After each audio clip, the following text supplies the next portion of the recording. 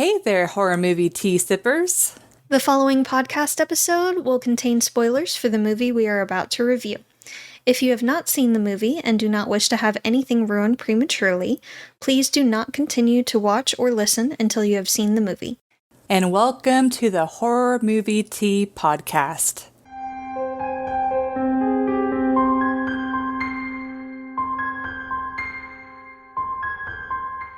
Today we are covering The Undertaker and His Pals, which came out in 1966. And this is a Carrie request. Yes, and it was also voted upon in our new public Discord server.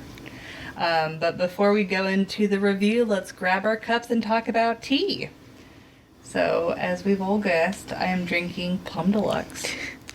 And because I'm the one holding the weight here. I can't have a lot of ingredients right now because the little tea sipper.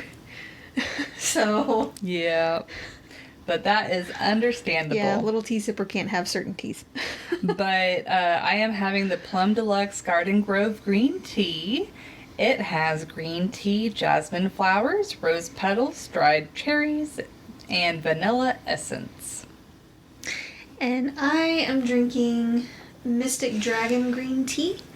And it is by the Spice and Tea Exchange in Gatlinburg, Tennessee. It was a donation of sorts. A gift. And this one has Sencha and Dragonwell green tea, cornflower petals, strawberry, and rhubarb flavor. Ooh. Mm-hmm. Tasty. It's a very smooth green tea with good floral notes, and it's very nice sweet. Like, it's not heavy on the sweetness, but it's the kind of sweet where you don't need to add sugar or honey. Like, it's perfect as is. And this one would be good hot or cold. It's good. But as always, thank you so much to Plum Deluxe for allowing us to continue to do what we love. And I did want to make a quick note, since we've been cycling through the same teas because we're trying to get through our stash first. The affiliate link, as long as you click on the link, you can shop any tea. Any of their tea. That you would like. Yes. It just essentially puts a cookie into it, so it knows that, So it knows that you heard about them through us. Yeah, so the link will be for this specific tea, but if it's not your jam, just still click on the link and then circle to like whatever tea sounds good to you. If this one isn't your jam, we highly recommend the Reading Nook blend. That is our absolute favorite so far. Yes. So I think we've been beating I know, a but dead it's horse. So good.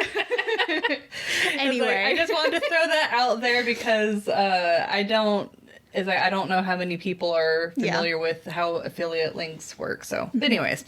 And then, of course, as always, for our lovely tea sippers, brew yourself a cup of tea, sit back, relax, and we hope you enjoy the review. So for the summary, with credit to IMDb. And you have to on this one, because I don't know how you would word it otherwise. I mean, it's not too bad. It's not like Phantasm. Oh God. Yeah, but let's forget that movie existed. Please, can we? So, an Undertaker and his two friends, who are restaurant owners, make business by going out on town. Okay, someone did not spell check this. Oh dear. Okay. They go out and kill people and use the body parts on their menu. And then the Undertaker then preys upon the families of those victims to get money for his business. Yeah. So for entertainment, I'm sorry, Carrie. And I'm sorry to all of the listeners that voted upon us reviewing this movie. So I don't regret watching it, but it was a movie I could take or leave. But it did have some interesting elements to it. So because of that, you know, it wasn't just a blah movie to me. Like, I do feel like I took a little bit out of it. So I would personally rate it a 5.5. It is, I mean, because the movie was called The Undertaker and His Pals, I was expecting it to be more of a lighthearted type of horror movie. But what I wasn't expecting is the comedy was very subtle. Like, I was kind of almost thinking like a Mel Brooks type of... It was kind of dry. Where, like, it's like dry humor, but, like, I don't know. On this one, the humor was a lot more subtle, and I felt like it was more serious than comedy, but only in certain scenes, and then it completely flipped script and is like, oh, we're going to heavily rely on the comedy. So for me, it was just a little bit confusing, and it honestly just could be because I was expecting something a little bit different and it didn't completely match those expectations. So that could completely be my bad. But it did have some smart characters, which was nice, where like the employer slash boyfriend of one of the victims was smart when the Undertaker was like, oh, I can, you know, do the funeral for this amount of money. And he is like, oh, great. And he writes it on the contract when he noticed that on the contract there was no price. And you had seen a family just a little bit before that got completely screwed over by the Undertaker because of all the add-ons and additions. Yeah, so it's like there were some clever moments I could really appreciate in the movie, but then there's like scenes where you're like, huh? Where like this woman is running away from the Undertaker, and you can see she's on fast forward. She's going super fast, like comedically fast, and then the Undertaker is going comedically slow, where he's like doon doon doon, but then he's like still keeping up with her.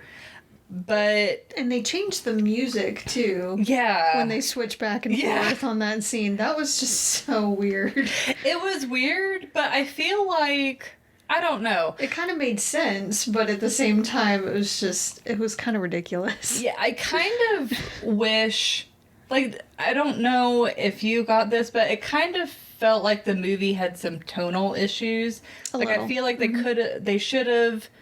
they're obviously going for like a more comedic type of horror movie, so I feel like they just should have laid into the comedy, because it going from serious to more like lighthearted. Silly. Yeah, silly. That's a good word for it. Was kind of confusing. But maybe it's just because it was my first impression on, my very first watch. Maybe if I watch it again, I can see the more overlap in tones and stuff like that. But yeah, it's like overall, like I said, I enjoyed the movie. I did get something out of it, but it is a little bit slow. And if you are one that tends to prefer more modern movies versus the older ones, I feel like you're going to have a hard time getting through this one. But so, this movie, on the whole, I feel very meh about. Like, I don't really feel either kind of way about it. And the mic probably won't pick it up. Hopefully. And normally, I would give it a solid 5. For some of the humor, I actually kind of enjoyed it and laughed a little bit, especially on, like, their menu board. Yeah, like the breast of chicken. Breast of chicken, leg of lamb, stuff like that. But yeah, order up lamb's leg. Good night, Miss Poultry. And then it's like, oh, do you prefer white meat or dark meat? Yeah. And then the guy was confused. Chicken breast is generally white meat. Yeah, so that was a bit sus. Yeah, and he was right to feel that way. Mm-hmm. But at the same time, I could not for the life of me, no matter how hard I tried, stay awake for this movie all the way through. I fell asleep like 3 times at the same place every time and had to keep backing it up. And I finally got through the rest of it on like a 4th viewing. And the movie is only like 63 minutes long. Yeah. It's only an hour. But I kept falling asleep. And part of that is probably due to the tea sipper, but in making. But tea sipper in progress. Tea sipper in progress. But the fact remains, I kept falling asleep at about the same place every time. And when I finally did get through it, I only like half absorbed it. So it really makes it hard for me to give it that 5 even. So I'm giving it a 4.5. It is thoroughly middle of the pack kind of movie for me, and I like that it's not super long, because it is kind of silly, and it's not normally my thing. Some of the humor, again, was nice and funny, and I appreciated it, but it felt almost like a semi-serious cartoon, but live action. Yeah. So it was just kind of odd. The effects were okay. They could have used some work on especially the blood that was too bright and watery. But, and we'll get to a lot more of this in the realism, but the other effects like the organs and everything were better. I feel like that's pretty common for like the 60s horror movies. It is. The bright red really is a high contrast thing, and it really makes an impact to the audience. Or it did at the time. Now it just seems kind of silly and bad. But it just seemed a little runny. You could have made it a little thicker. The characters, though, there were times when I didn't know who was who. And I couldn't bring myself to care about any of them, really. Even the victims. Like, they didn't really have any character development. You didn't really feel for any of them in particular. Yeah, like the only ones I gave development for, you're like, oh, they're just super horny. Yeah. So, which I feel like added a little bit to the comedy, honestly. But it wasn't... I couldn't feel any kind of way about it. That's the overall arcing point of this movie for me, is I don't feel any kind of way about it. Mood apathetic. So that's really all I have, honestly, for this movie. Well, then I guess we will skedaddle on to realism. I legit can't feel any way about this movie. Good or bad. I'm sorry. I did try. You run the risk when you request movies from us. Yeah. Well, because it's like, you know... I hope this isn't one of your favorites. Well, it's kind of like one of those things where... Like, we want to be honest about our opinion, and we don't want to sugarcoat it just because it was a request. And it is just an opinion.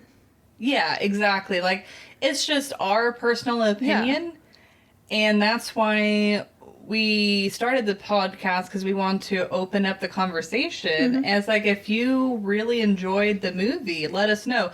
Like, I know, just a very brief example before I move on to Realism, we had reviewed Carrie 2, and it was a listener request, and we really did not enjoy the movie that much. But there was someone on YouTube that commented like a whole detailed like explanation on why it was one of their favorite movies, and I could totally see their side. It doesn't necessarily mean that my mind was changed, but be we able could see it from their perspective. Exactly. And it's like, I love the fact that movies, like one movie can branch so many different opinions, because everyone came from a different place in their life. Everyone has like a different viewpoint on life.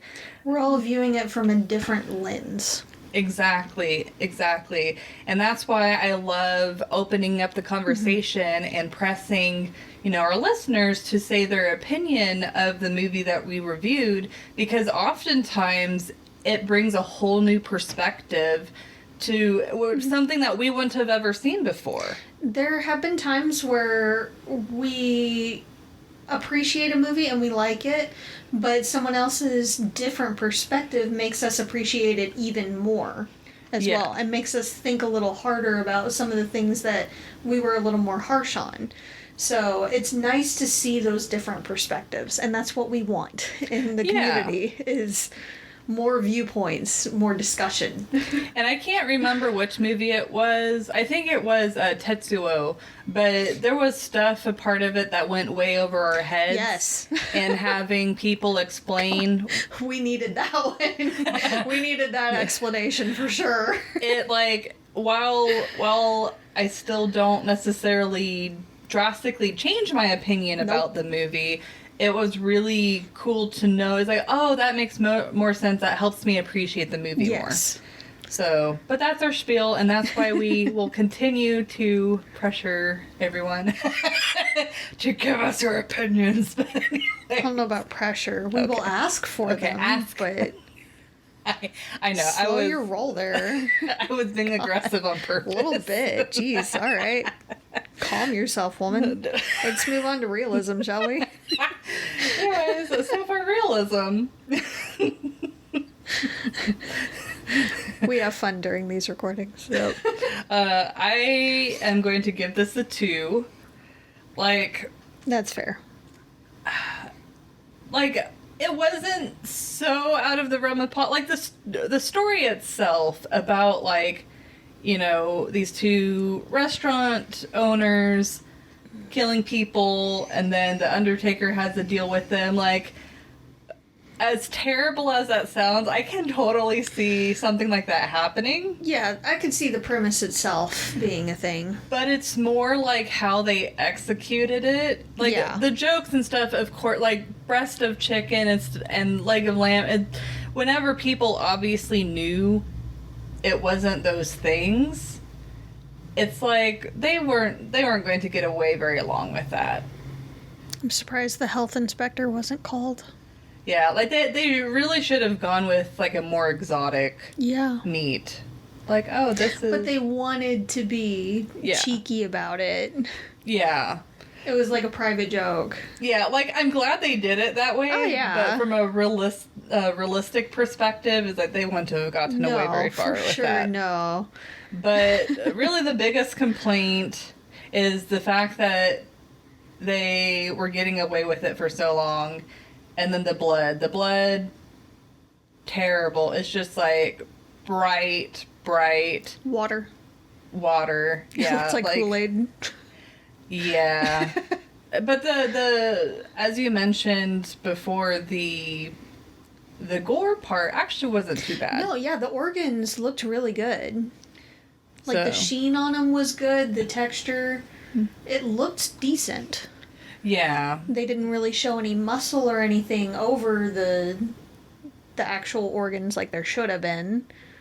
But the organ visuals themselves look decent.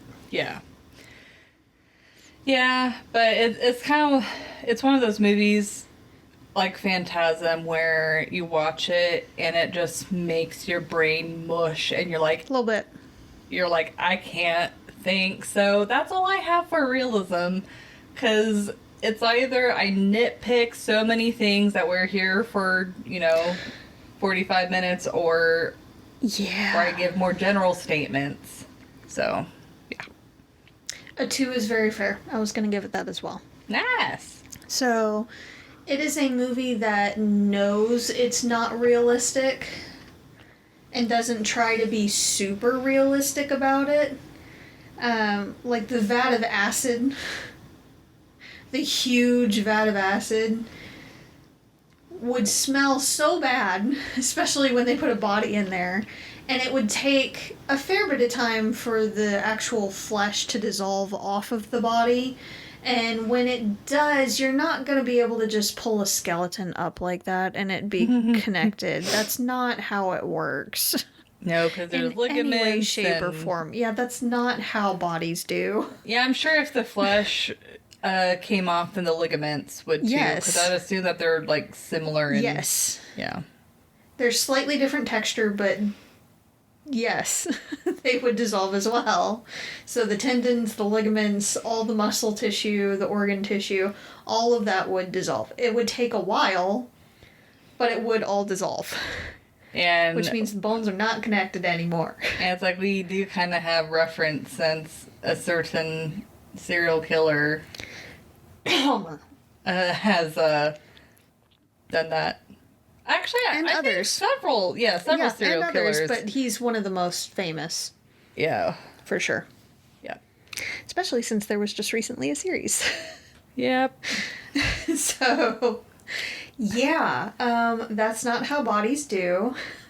It was funny for the visuals and everything, and for the audience's purpose, it makes an impact of a sort, I guess.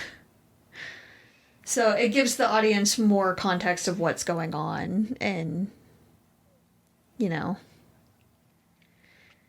is what it is. But that's not how it works at all.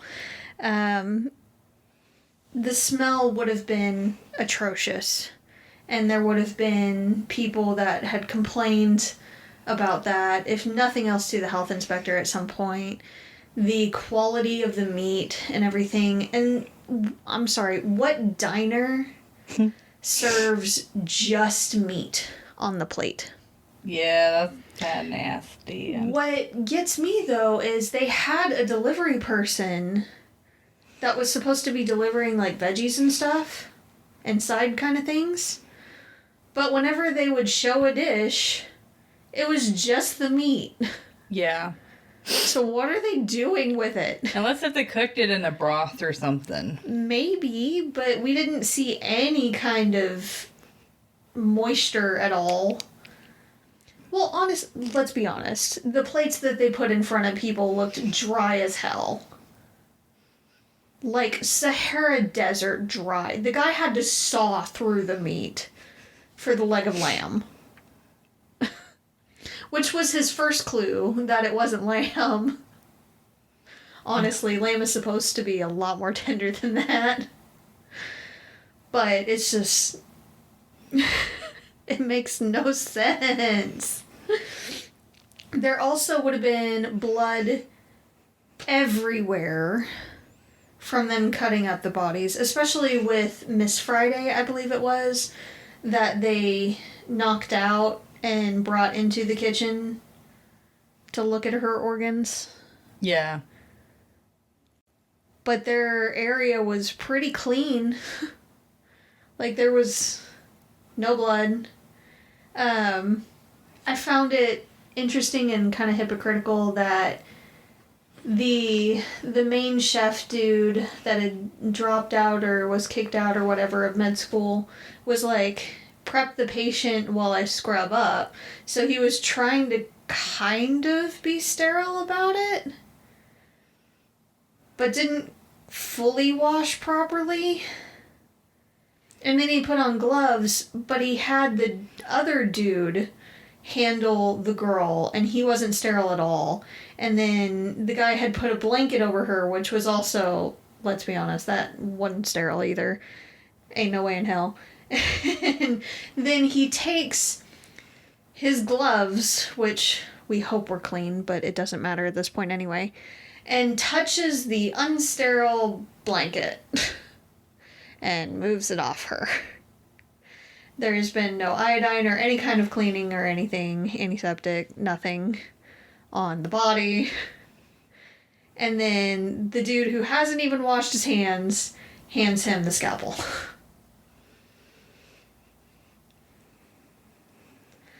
I don't know how he runs his kitchen.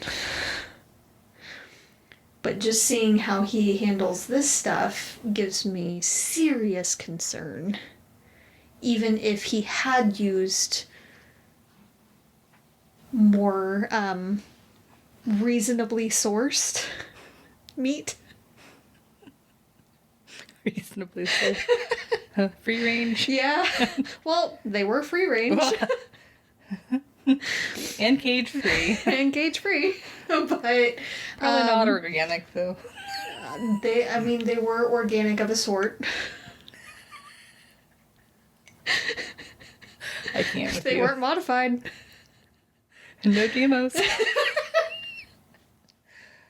But it wasn't like actual chicken or beef or pork or anything like that. So I have concerns for the cleanliness of the kitchen and the safety of the food that he was serving, even if it had been other meat. Non-human meat. But yeah. I can see the Undertaker gouging people price-wise. There's always going to be slimy people like that tack on anything and everything that they can, trying to get as much profit as they can. Especially out through there. Tragedies. Yes. They're horrible for doing so, and not everyone does it. There are many that don't. There are so many that don't. But there's always going to be someone. Price check, even Yes. if it's for a funeral. Yes. As uncomfortable as it may be. Yes. But there's always going to be someone out there that has that mindset and mentality. So I can see that happening, as unfortunate as it is. I can't even see, like we said before, the premise of the movie itself happening. They definitely wouldn't have gotten away with it as long as they did. And things were different at the time, but I feel like word still would have gotten around about that funeral director, and he wouldn't have gotten near as much business after doing it like a handful of times. Just saying. And like, especially like how predatory of him for just like standing there and waiting for like a loved one to come by the scene and be like, hey. Yeah, when he's already at the scene or gets there soon after the police are at the scene. Yeah, that's messed up. Super sus. Yeah. And super messed up. Like, I feel like I would be more inclined to say no if an Undertaker was like, oh, I'm at the scene of a loved one's murder. You're going to need a funeral director. Like, no. That would make me angry. Yeah. Like, how dare you have the gall? I am in the middle of a horrible, stressful situation, and you come in here trying to make a quick buck? Seriously? Yeah, like him giving the final estimate during the one funeral. Oh my god, that was awful. Which I'm sure happens, but it's still just I'd so hope anger-inducing. have a little bit more tact than that.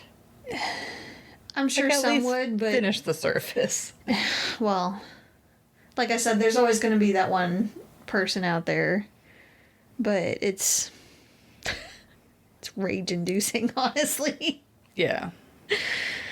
So, but that's mostly how I see it. There were a couple other things that, again, this movie doesn't take itself super seriously. So, like, the screaming while being impaled through her heart.